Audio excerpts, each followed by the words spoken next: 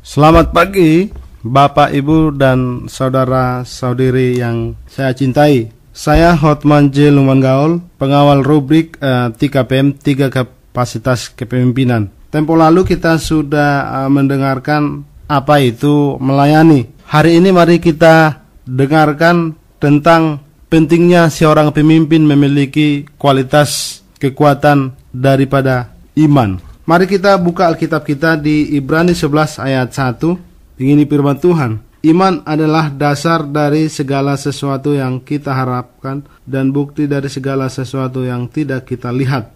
Bapak, Ibu, dan saudara-saudari sekalian, seperti yang kita tahu bahwa dalam kehidupan kita banyak tantangan yang tidak mungkin kita bisa menghindar dari hari-hari yang terus selalu kita diperhadapkan dengan problem dunia ini. Memang selalu kita dibebat dengan banyak tantangan.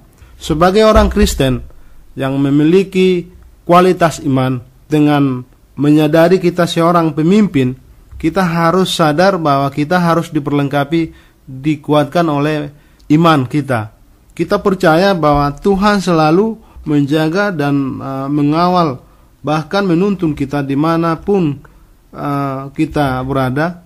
Apapun yang kita kerjakan, apapun yang kita pikirkan, ketika kita menyerahkan sepenuhnya kepada Tuhan, apa yang menjadi problem kehidupan kita, Tuhan nyata.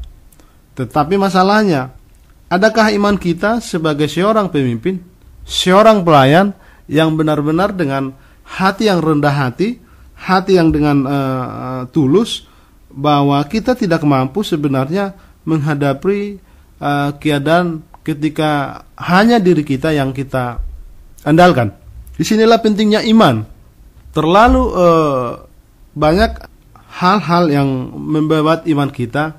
Kita akan diperhadapkan dengan tantangan, dengan keadaan saat ini. Misalnya, kita akan diperhadapkan dengan kesangsian kita melihat apa yang terjadi di depan mata kita. Adakah iman kita melihat ketika misalnya ada problem yang melilit kehidupan kita sebagai pemimpin, misalnya kita diperhadapkan dengan masalah, sepertinya tidak ada jalur keluar. Tapi lagi-lagi kalau kita punya iman adalah dasar dari segala sesuatu yang kita harapkan dan bukti dari segala sesuatu yang kita lihat. Berarti kita harus menyadari kita punya pondasi iman tadi. Kita tidak perlu terlena melihat terlalu banyak tantangan. Justru dengan iman itu kita bersemangat, bersehati, antusias menghadapi problem yang ada. Dengan iman itu kita akan diperlengkapi, dikuatkan, didewasakan, memiliki pengalaman yang baik, mengalami hal-hal yang kita alami, tantangan itu menunjukkan kita bisa melewati dengan iman. Iman inilah yang membuat kita kuat, karena dia seperti pondasi yang tidak kita lihat, tapi dia lebih hebat dari pengetahuan kita. Semampu apapun pikiran kita, setinggi apapun pendidikan kita, ketika kita tidak memiliki iman, itu sia-sia dan buyar. Akan halnya ketika kita menghadapi problem, kita akan seperti kapal di tengah laut yang digoncangkan oleh ombak. Tetapi ketika kita punya iman, pengetahuan itu, iman kita itu mendahului pengetahuan kita. Artinya kita tahu ada tantangan di depan, Tuhan menjaga kita, Tuhan menuntun kita, bahwa pengetahuan kita itu menuntun kita mencari jalan keluar. Itulah iman. Sebagai pemimpin, kita tidak bisa mengandalkan hanya logika, kemampuan berpikir kita. Tidak salah memang memikirkan apa yang terbaik secara logika, secara ilmu pengetahuan sains, apa yang bisa menjadi solusi yang kita cari. Tapi kembali, modal pondasi pertama itu adalah iman. Iman adalah kekuatan kita menghadapi apapun. Orang Kristen, anak-anak Tuhan, kita bisa berbangga karena kita memiliki iman berbeda dengan agama yang lain. Iman yang kita miliki, iman yang diperhadapkan bahwa kita tidak bisa dengan pengetahuan kita membaca atau menjelaskan siapa itu Tuhan, tapi kita percaya bahwa Tuhan itu Maha Kuasa, mengatur kita, menjaga kita, mengantar kita mencapai yang menjadi tujuan kita. Masalahnya kembali dengan iman. Iman itu tidak bisa hanya dengan kata-kata.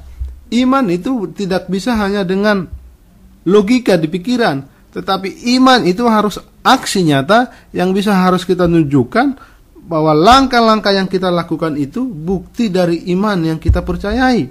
Ketika kita misalnya punya cita-cita, punya program yang menjadi program bersama, program dari perusahaan kita, kita harus punya iman.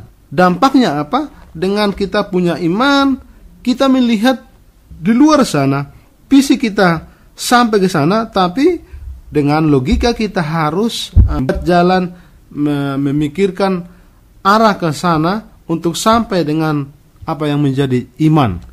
Iman tidak bisa direkayasa. Iman adalah kuasa Tuhan yang datang pada hidup kita, dalam diri kita, yang memberikan kita semangat, memberikan kita penalaran bahwa dengan iman itu kita bisa antusias.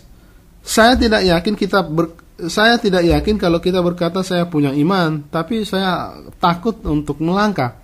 Yang punya iman akan berkata, saya punya iman, saya akan melakukan tujuan saya, bukan berarti mengklaim, wah ini harus jadi. Tidak juga. Kita bisa melihat iman kita di masa depan. Itu luar biasanya. Tuhan memberikan iman pada kita. Tetapi untuk mencapai masa depan itu, kita diberikan kekuatan pengetahuan. Pengetahuan itu mengantar kita untuk sampai kepada visi tadi. Iman kita itu mengantar kita melihat visi ke depan. Tetapi dengan hati yang ikhlas, hati yang ridho dari Tuhan, kita harus memberikan diri kita diperlengkapi, disiapkan, kerja keras, ada reputasi, track record yang harus kita langkah demi langkah untuk sampai pada tujuan itu. Itulah iman. Jadi dalam kepemimpinan, seorang pemimpin yang memiliki iman, dia tidak akan khawatir apapun yang dia hadapi. Ketika visi itu datang kepada pikirannya, dia akan bisa mengimplementasikan, sosialisasikan pada semua stakeholder atau anak buah yang bisa membantu dia untuk mencapai tujuan bersama itu.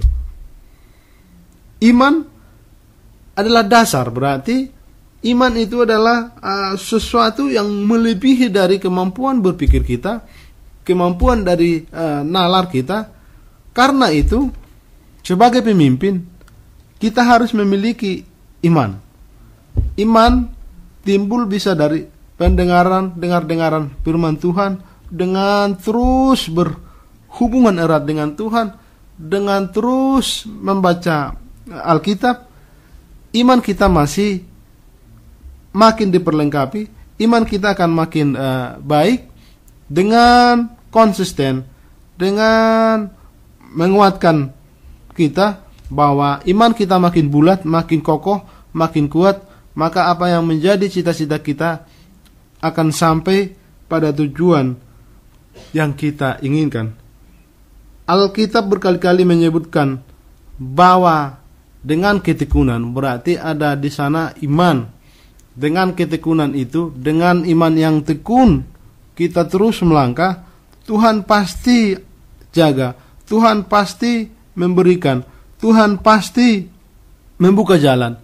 Tetapi tentu sebagai manusia, ada hak kita, ada hak Tuhan. Ada hak kita untuk bekerja keras, mencari solusi, tetapi hak Tuhan juga yang memberikan, tidak memberikan, itu hak Tuhan. Dengan iman, mari kita memiliki kapasitas ini, maka kepemimpinan kita akan kokoh ketika kita menyadari iman melebihi dari pengetahuan. Terima kasih.